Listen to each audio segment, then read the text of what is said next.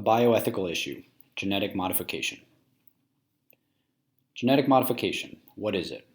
Well, it's when biotechnologies are used to manipulate an organism's genomic makeup, whether it be adding to, taking away from, or altering the genetic makeup of cells with the main intention to be improving the organism. This process could be used on plants, animals, and humans. The process is called pre-implantation genetic modification, or PGM, and happens at the embryonic level before the organism is born or developed. The topic of this video is to discuss human gene modification and how it is used to alter or modify genes directly related to disease or for making designer babies. To give a brief history of how genomic modification started, in 1988, the National Human Genome Research Institution was established to examine the possible benefits of human genetic altering.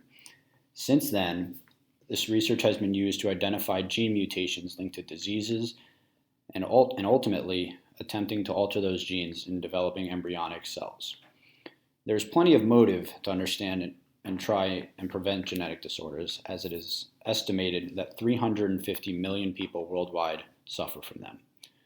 By studying parental genes, scientists can identify what recessive genes may be passed down to their child, such as Huntington's, Tay-Sachs, and cystic fibrosis.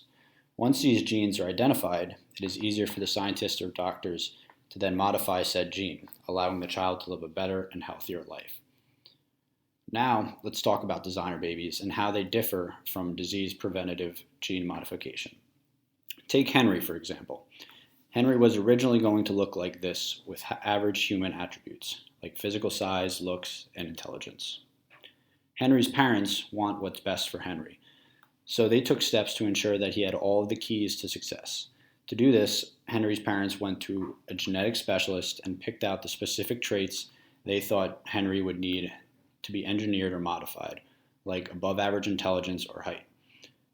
So they had his embryo altered so that he would develop in a way almost perfecting him. The doctors then used a machine to scan for, cut, and alter the specific DNA sequences. After all the modifications were made, the embryo was ready for implantation. However, an important key factor in what differentiates altering disease genes and creating designer babies is in the modification of non-disease traits in the embryo. So now that we know what genetic modification is, we have to understand some of the ethical dilemmas surrounding it. The main arguments apply to both designer babies and modifications made to prevent genetic disorders. The common arguments are playing God, consent, side effects, and social concerns. Playing God is said to be the act of changing what is inherently natural. Diseases and childbirth are both natural. So when we start changing genomes, it's like changing God's plan. But a counter-argument to this is that we take antibiotics and medicine to live longer and healthier lives. Another controversy is consent.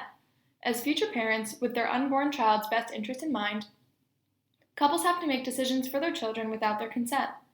The issue here is that when altering a germline, all future generations, not just their child, will be affected.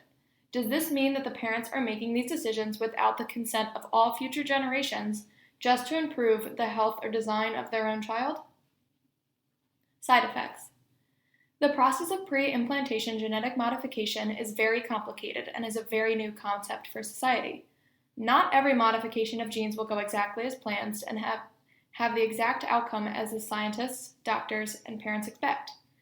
Some potential side effects to genetic modification are development of allergies or liver disease, infant mortality, development of new unknown genetic disorders, and development of dormant diseases that do not show symptoms until adulthood. Many believe it's not worth the risk for the child and future generations. Finally, there is a social concern. Think about this. A rich family wants their child to be smarter and better looking than he might naturally be, so they pay to have his genes altered. Because of this, the child will have a substantial advantage in life because his parents can afford to have his genes altered to be improved or more appealing before he was even born.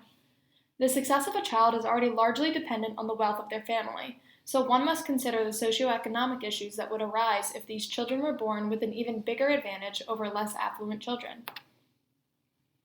Despite the arguments against it, genetic testing and modification could be used as a preventative measure if there is a known history of a serious disability or fatal disease. So, Are all these risks worth it? Since its introduction, genetic modification has been a hot topic of debate in the scientific community. Such a big idea is bound to come with flaws, drawbacks, and controversies. To describe these disputes, let's keep our four main bioethical principles in mind: autonomy, justice, benevolence, and non-maleficence. The first one, autonomy, is central to this argument, as it means self-ruling, which basically defines that it is the patient's right to decide his or her own course of treatment. In the case of genetic modification, and in the hopes of giving their child a better life, the parents choose the course of action. By altering the genes of a developing embryo, it is possible to eliminate life-threatening or severely life-altering diseases. However, success is not easy or guaranteed. Many times, unsuccessful cases can often result in a baby that is born with intellectual or physical disabilities, whereas successful cases often have to be watched for subtle later-in-life effects to the children or future generations. Therefore, is the autonomy of the baby-to-be being rightfully considered? Justice. This is the principle of fairness, which touches base at a larger community. With the expansion and availability of this new technology, the main questions here are: who is it available to, and who does it benefit? Every parent undoubtedly wants the best for their child. Genetic testing and genetic modification might be the only way to ensure that their child is born healthy and lives a long, disease-free life. However, genetic modification is not an easy or cheap option for parents looking to perfect their child's life. Given the likely cost of this treatment and potential for failed pregnancies or miscarriage, genetic modification is something that will likely only be available to the wealthy or determined for decades to come.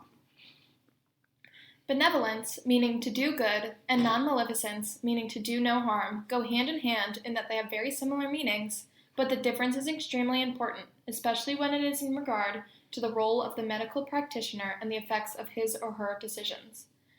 A key aspect in caring for a patient is making sure that the patient is well informed of the procedure, side effects, and potential outcomes. However, full disclosure is difficult to achieve because there are so many uncertainties accompanying the genetic modification process. It is impossible to be 100% certain how modifying embryonic genes will affect the developing embryo, and even more difficult to determine how these genes may affect a person in their adult life.